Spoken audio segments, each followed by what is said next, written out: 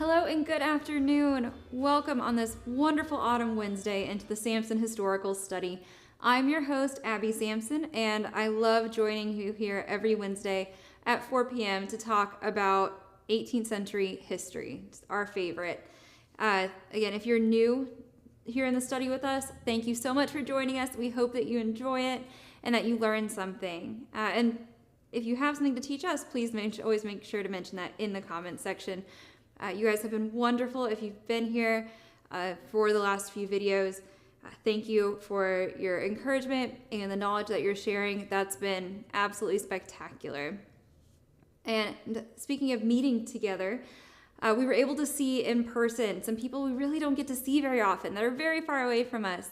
This last weekend, we traveled out to the 245th anniversary of the Battle of Brandywine, and that was a sight to behold. We were able to see some good friends and really meet some of the people, some of you who are watching and joining us here in person.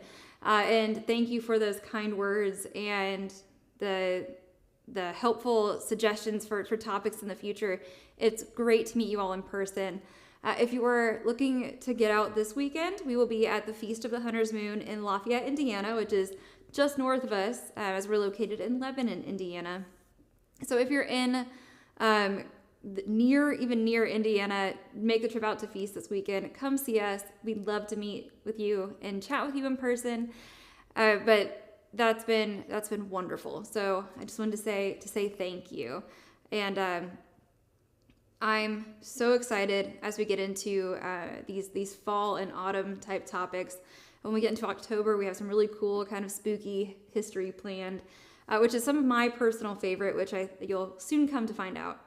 But today, we're going to talk about somebody that you're probably already familiar with, and you would definitely recognize, but you may not know much about this person. And that person is Joseph Ducreux.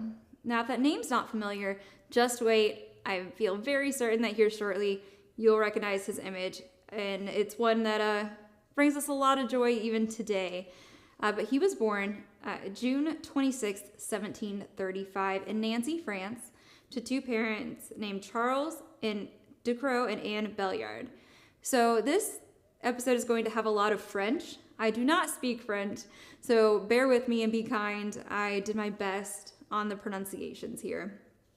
But we're going to find out, how does this person that we're going to pull up on your screen here turn into this person here.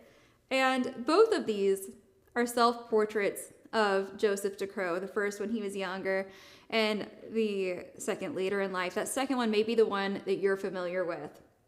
So today we're going to talk about the man behind the meme. And it was actually kind of difficult to find some of the history of this person who's been swallowed by modern pop culture. And so even at the time, most of the focus of his life was on the sensationalism of his work, which we'll find out more about again as we continue on today. But, his backstory is important. And so the Ducreux were a minor noble family. They were not super well off, but they were doing okay. Nothing super spectacular. And actually, Charles is reported to have been an artist. So that's where Joseph is getting some of this instruction. And while I could not find any surviving works from Charles, that is something I'd like to look into even more, but I couldn't find anything. It's kind of him telling his father was an artist. But because of that, Joseph trained under his father. So he's getting a lot of those tips and how his style and inspiration from his father's techniques. And he does not actually go and train professionally. And that becomes very important later on in his career. So he did get married to Philippine Rose Casse, and they had 6 children, several of which did become artists as well. 2 of them kind of minor artists. One of them was a son that Alexander Jules, who was an artist, some of his work does survive, who was also a soldier and killed during the French Revolution. And then the one that you may well know is actually Rose Adelaide. And she became a very famous artist in her own right. And this is a self-portrait of her. And as you can see in like many female artists of the period, when she's doing a self-portraits, they're not as an artist. She's showing her musical accomplishments and does an absolutely phenomenal job. She does become a very famous portrait painter, much like her father, and becomes the most well-known of his children. And only now are a lot of her works being attributed to her because, again, like her father, she didn't sign them all. So a lot of them were misattributed throughout history and are now being realized as they are Rose Adelaide's work. And she had a very short life and a very short career when she died in 1802 at age 40 of yellow fever. So she was prolific, and we're finding more of that now. So I would love to do an episode on her later on because, again, she's incredibly talented. But in 1760, Joseph and his family moved to Paris. And he actually studied under Maurice Quentin de Latour, and he was a famous pastelist. And so we actually have a portrait of Latour, and this is a self-portrait. And you can see a lot of the similarities to Ducreux's work in not only the color, but in the manner he's holding his body, the smile, things like that. And Joseph was actually the only student to have reported training under Maurice Quentin de Latour, and so it's pretty neat. He was, again, very well known, and he was a academy trained artist, so that opened some doors for Joseph. And in 1764, he joined the Guild of St. Luke, and so this guild, we've talked about guilds as artisans earlier in other videos, but this guild was for painters and sculptors who were not trained in the academy. So if you were trained at the Royal Academy, that puts you up here. You have wealth, you have status, you have every advantage. If you are in the guild, you're here. So you're not as good. You're probably not making a lot of the royal commissions, things like that. But you have talent, and now you have a way to kind of display what your works are, and hopefully again gain those different commissions. So he is socially ranked lower than the Royal Academy students. And that's important because the Royal Academy controlled the salon. And the salons are where essentially these exhibits are being put up of the different artists. So they're different galleries. And putting your work on display is how you get paid for existing work in people purchasing your paintings. And then it's also how you gain new commissions, especially if you're a portrait painter. People want to see your things to be able to have it done, and those are people looking for that market. So that's, again, very important. And it's rare for those guild members to be able to paint aristocracy because they're only being seen, the aristocracy are only seeing those in the royal salons. And so he actually ends up gaining some royal commissions pretty early on, just trickling in here and there because of his style and his talent. So that does say that it speaks kind of for itself there. And so he's actually noted by a man named the Duc de Choiseul. And I told you my French is rough. We're getting through it though. He's actually who orchestrated the marriage, a marriage contract with Austria. And do we know what royal in France came originally from Austria? If you don't, you're about ready to find out, and I bet it's going to ring some more bells. And that was the marriage of Antonia of the Habsburgs to Louis XVI. So Empress Maria Theresa of Austria, who's the mother of Antonia, who later gets dubbed Marie Antoinette, she insists on a French portrait painter coming to paint her daughter to send it over to her betrothed. And this was a sign of good faith. So it's not that the Austrian artists weren't good enough. She's saying, send over somebody. I'll show you exactly how beautiful my daughter is, that even your French painter who has no loyalty to her will see how beautiful she is, and send them over. And Joseph's not actually offered this contract first off. So it is given to a man named Francois Hubert Drouet. And he is incredibly well known. He's royally trained. He has all these different commissions coming in from royals. So he is officially in that world. Except for he asks for 80,000 livres. And so a normal cost for this, by the way, is 5,000 for the size in the art that's being asked for. So, but he asks for 80, which sounds really, really extreme. But there's a reason behind it. I do think it's still very high, but he's asking for travel expenses, but he also has to retain, he's already got commissions lined up. So he's saying, you're basically buying me out of things that I've already agreed to go do this. And so that's what that extra money is coming for. And as well as the other works and other paintings, because they're not just painting the one person when they go to Austria. Choiseul says, absolutely not, and just kind of rolls his eyes. He says, I don't have time for you. I don't have time for this. I don't have time to negotiate. I need this done now. And so he starts looking around and thinks, oh, there's this young artist, Joseph Ducreux. He's very good. And Joseph already has kind of an in Austria because a distant cousin of his, Jean Ducreux, is a physician and has treated the emperor in recent years. So he's got a little bit of goodwill built on his name, of the family name with his cousin.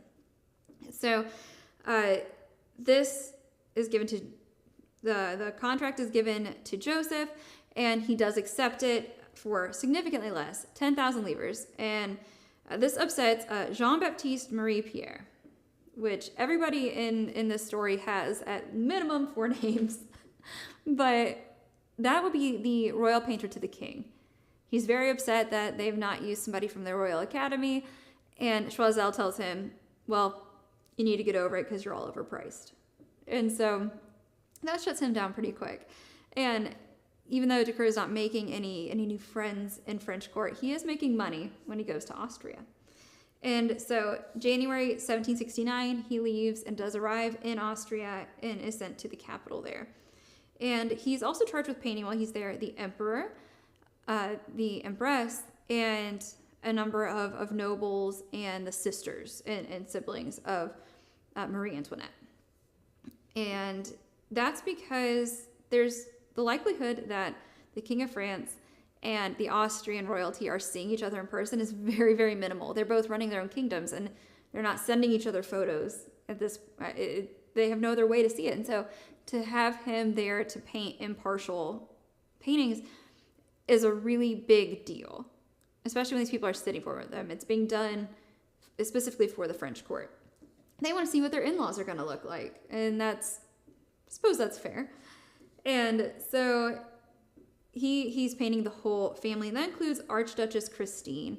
And this is a lovely painting that we'll show you here of one of Maria Antonia's sisters, much older sisters. And all the sisters are actually painted, and that does include the 13-year-old Maria Antonia. And so, again, this is 1769, so she is 13. And we'll pull her portrait up also. So this was the portrait that was done in Austria and sent back to the French court. As you can see, please pay close attention to her face and her bone structure in this painting, because in a moment we'll look at one that he paints as soon as she gets to France, and I think the way the age is portrayed is very different. Here she has a very regal bearing, and so this is actually sent back to France, and Louis XV, who's the father of Louis XVI, displays this in their private chambers and discuss, and they're very pleased with the beauty of the Austrian princess and the match that's been made here. And so because of the success of Ducreux's portrait, this seals the deal. She's beautiful. We do want her. And it was incredibly successful, in the eyes of the Austrians. Ducreux becomes the first painter as soon as the wedding takes place. So Maria turns to Marie, and so Marie Antoinette makes him her personal artist. And immediately after the marriage, this painting here that we're going to pull up, this is painted. And if you look, she has a lot more youth in her expression and her jaw. And I think it really paints kind of the soft prettiness. So in my personal opinion, this one was done more for how she saw herself, not necessarily what the French wanted to see in their new royal. And the colors are soft. It's just, I think, a really lovely kind of juxtaposition between the two portraits. And so he remains with her through and up until the French Revolution, which, if you don't know a lot about that, does not fare well for the aristocracy of the time. And so, Ducreux, again, being the royal painter to her, he thinks, this is not going to go well for me. And so he does flee the country in 1789. Slightly before that, we have the Salon de Correspondance. And it's a private art show that actually became the official art show for guild artists. It was held in a private home.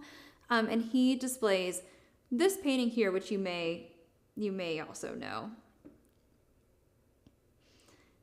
And again, these are self-portraits. These are how he sees himself, making these different expressions. And we'll talk about the real reason behind those a little bit later. Some of it's his sense of humor, and some of it's the study of his art. I think his displaying them is much for his sense of humor, personally. And so then in 1789, that French Revolution starts. And in 1791, Ducreux flees to England. That does not last very long. So he flees the country, and there's not a lot known whether his family goes with him or not. But he does return to France that same year. So he doesn't flee for long. And that is because he gets an invitation. But while he's in England, he's admitted into the Royal Academy there in London, where he exhibits 5 different pieces. And he goes back to France immediately after that because it's the first open salon. And the importance of that is that now guild artists are being kind of represented immediately next to Royal Academy artists. So it's the first open salon. He's invited. He's like, absolutely, that's been something I've wanted my whole life. So let's leave England. Let's go back to France. And he shows this painting here is one of the first of the 2 that he exhibits during the open salon. And the jury was abolished, so all artists are welcome to apply. And this is what he portrays, again, a self-portrait. In 1793, a painting or a sketch rather, that I've dubbed the last Louis, but he draws the last known portrait of Louis XVI prior to his execution. Again, that's in 1793. So he's walking this fine line, maintaining his relationship with the outgoing royals who were good to him, and this new world after the French Revolution. So this was the last known portrait done while Louis XVI was living, before he was beheaded. And so this same year, he also gives us the Mocking Man. And there's actually 3 iterations of the Mocking Man that happened over a span of 10 years. And this is how we know him today. This was his rise back into modern popularity and modern pop culture. And I don't know. I think Ducreux would have appreciated that with his humor. But in 1783, we have the Mocker, which we'll pull up here. And so this looks very familiar, but look very, very closely. Look at the way his mouth is held, his teeth, his expression. And again, this is a short painting from, again, just below that elbow up. And so pay attention to those details in the facial expression. Next, we have another one that's, again, the Mocker, the Mocking Man. And this next one has a more natural expression. Again, see the face change.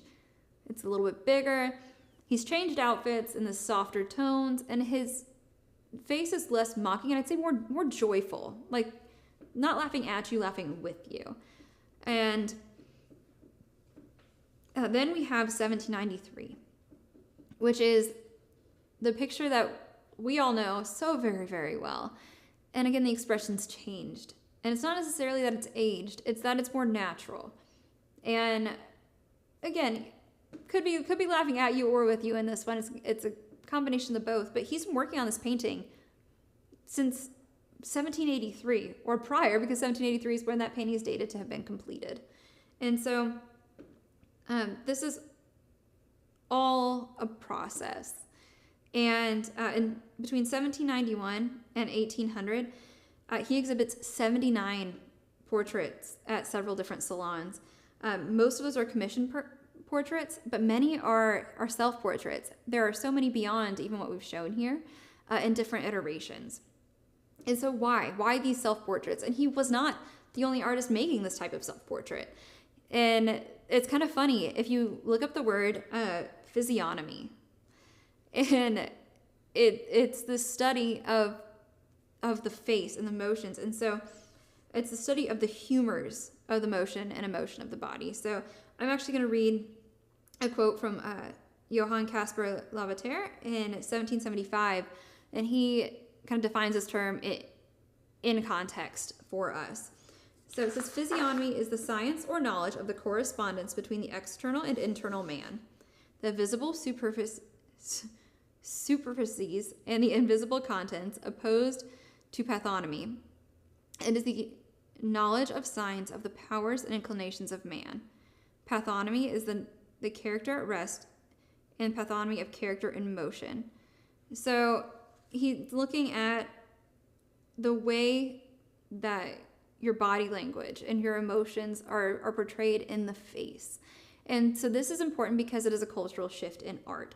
You're going from, at least in this era, in this location, you're going from the formal regal portrait that's, very, very solemn or very smooth, and you're saying there's more to humanity than that. And you're showing that internal personality, internal character. You're really capturing that spirit and showing it in the face of the painting. And there are very few people known that are famous for doing it so well as Ducreux. And he did have, again, a lot of contemporaries that are working with his physiognomy in that style. So he is unique because he uses himself. A contemporary of him is Jean-Baptiste Grosset. And if you look up his artwork, he's phenomenal, and he's somebody that I use to reference a lot. And he's doing similar things as Ducreux. And the sensationalism of Ducreux is him doing it himself in such a dramatic fashion. And so we can see the progression of this study. And we can see that here. These are both done just a few years apart, and you can see how he changes from the earlier one, actually, which is the one in the brown, to the one on the right. His change from dramatic to the natural surprise expression. This is something he's constantly and consistently working on. So he turns this display of portraits not only into marketing, because it's memorable. It's memorable to us today. And so he makes the sensation as marketing for his own art, but he also makes it as a political statement about himself. He uses this style to make the break from the aristocracy that he was painting and portraying before, and saying, no, that was work. This is me as an artist. And, I don't need to be beheaded because I'm one of you. And so this is, again, a lot of a political move as well, to protect himself and change his kind of the perception of him, if you will. And so he continues to do this until his death at age of 67 in 1802. And it's neat to see this resurgence of his art specifically today, because it is still relevant. It is still marketing. It is still sensationalism. And it is something that is done very, very regularly. It looks like we have a couple of questions, so I'm going to look over and address those. Richard Andy's, I wonder whether self-portraits served as samples, as his clients might be hesitant to display their portraits in public venues. That's a really good point, especially when you look at his previous political ties. I think that that's a really good point. He still has something to show without somebody necessarily aligning themselves with him. I don't know for sure. That's a really good thought. And Wolf Shield Alliance, if you search male figure with saber, it's an art piece by Charles Ducreux. Is Charles not the father of Joseph? Yes, he is. And I will absolutely do that. Thank you so much. This is the awesome part about these videos, is that I get to learn too. So I had a really difficult time finding existing works by Charles. So thank you very much. Super excited to look that up. But this is what's so awesome about it, is being able to share back and forth the history and to learn more. And thank you all for being here. Thank you for the comments and questions. If you're joining us after the fact, please still feel free to leave those in the comments. We do go back and we read and we check them and we try to answer them and have that type of discussion. And it is so very exciting. Again, if you want to see us in person, if you want to have these discussions in person, we will be at Feast of the Hunter's Moon this weekend in Lafayette, Indiana. There are the hours there for you. That's at Fort Ouiatenon, which is a French and Indian era fort. And we actually have some really cool research on gun flints from there and trade through there, but that is a totally different video. So we'll do that a different time. But thank you all who have taken the time to come out and see us at these events. So we've got several coming up this time of year, but that's been awesome. Thank you so much for joining us here and for your comments and your questions and your research. That is absolutely wonderful. And we will see you next week. And very excited, if we don't see you this weekend, join us here Wednesday at 4 p.m. in the Samson Historical Study. Again, so excited. If you have topic suggestions, please let us know. Thank you, and we will see you soon.